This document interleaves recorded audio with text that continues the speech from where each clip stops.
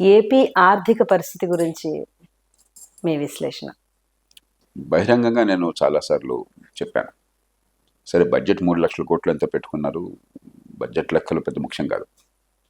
పరిస్థితి ఏమిటంటే, అధికారికంగానే ప్రభుత్వం ఇచ్చిన లెక్కల ప్రకారం దాదాపుగా 9,40,000 కోట్ల రూపాయలు అయితే ప్రత్యక్షంగా ప్రభుత్వం చేసిన అప్పులు, లేకపోతే ప్రభుత్వం చేసినా కూడా ఏదో కార్పొరేషన్ పేరుతో స్పెషల్ పర్పస్ వెహికల్స్ అంటారు, ఎస్పీవి, ఆ పేరుతో అప్పు. కానీ తీర్చే బాధ్యత ప్రభుత్వానిదే. ఎందుకంటే ఆ కార్పొరేషన్లకి, ఆ స్పెషల్ పర్పస్ వెహికల్కి ఆదాయం ఏం లేదు.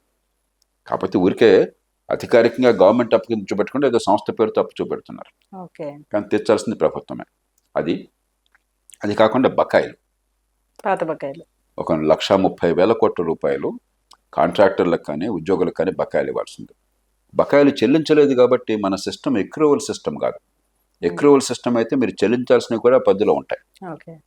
అలా కాకుండా మనది క్యాష్ అకౌంటింగ్ సిస్టమ్ కాబట్టి డబ్బు చెల్లించినప్పుడే లెక్కలు ఖాతాలోకి వస్తుంది. కానీ చెల్లించాలి కదా.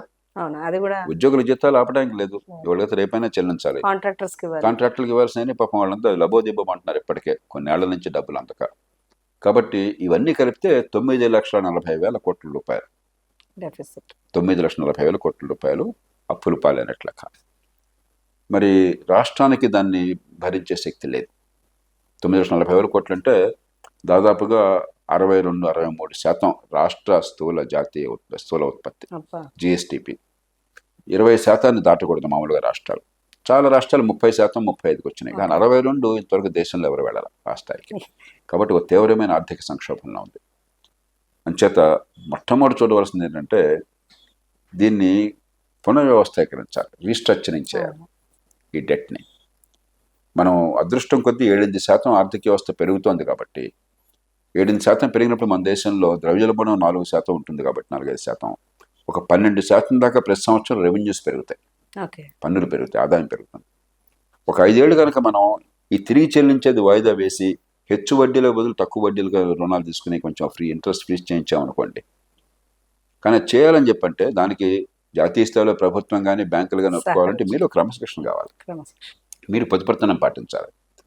మీరు అప్పు చేసి పప్పు కూడా తింటాం, మేము దుబారా చేస్తూనే ఉంటాము, కానీ మీరంతా కూడా నాకు పనులు మా అప్పుల విషయంలో కాస్త దయ చూపండి చెప్పంటే ఎవరు చూపెడతారు? సాధ్యం కాదు. కాబట్టి మీరు క్రమశిక్షణ ఉండాలి. మీరు దుబారా ఖర్చు అరికట్టాలి, అదనంగా భారాన్ని వేసుకోకుండా ఆ ఖర్చును లాపాలి, కొంత త్యాగానికి సిద్ధం కావాలి. ప్రభుత్వంలో ఉన్నవాళ్ళు కానీ ఉద్యోగులు కానీ మిగతా వాళ్ళు కానీ ఇవన్నీ చేస్తే మనం రీస్ట్రక్చరింగ్ చేయొచ్చు. అది చేస్తే కాస్త గట్టెక్కుతుంది. అంచేత ముందు ఆర్థిక సంక్షోభం నుంచి బయటపడేయాలి. రెండోది, ఒకసారి రోజువారీ ఖర్చులకు ఇబ్బంది లేని పరిస్థితి తీసుకొస్తే నేను చెప్పిన రీతిలో అప్పుడేమవుతుందంటే, మా అదృష్టం కొద్దీ జాతీయ స్థాయి నుంచి ప్రభుత్వం నుంచి సాయం వస్తుంది. అది క్యాపిటల్ ఎక్స్పెండిచర్కి, కొత్త పెట్టుబడులకి.